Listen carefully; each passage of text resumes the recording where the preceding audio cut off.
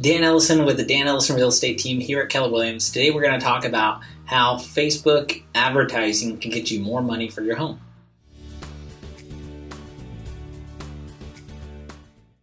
So the first thing we want to focus on is the target demographic, and which is what we call an avatar. So who's the typical buyer for your type of property? And we want to look at, are they a family, or are they a luxury home buyer, are they empty nesters? And that's going to help us create, like I said, an avatar custom audience into which demographic we can specifically market to.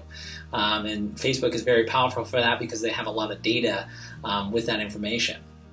Next thing we want to look at is we want to take a look at the marketing message. How are we going to communicate your property on the platform of Facebook? And what we do is we really want to focus on video, because video actually gets the most engagement. It actually gets pushed up through the Facebook backend system in terms of how it calculates what's important and what gets shown the most. And obviously video is, in 2018, in this day and age, it's just, that's the way to go, and that's how we communicate your property in particular to make sure that it gets the most exposure.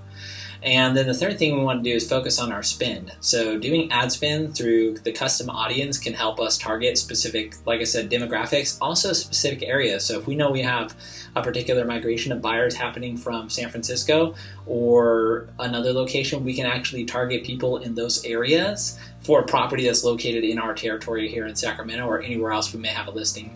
And so the ads give us a lot of power to get thousands of views and engagement. And then on the back end, the fourth thing we do is we actually engage at a different level when somebody actually clicks through and wants more information on the property. We have a team of agents and supporting staff that are here to help engage with them, answer questions, get in touch with them, and provide more value to them and more information to see if we can actually set something up and if it's actually a property that might work for them. So those are some keys to how we use Facebook to market and promote and gain more money in your pocket for the client and when they're selling a house.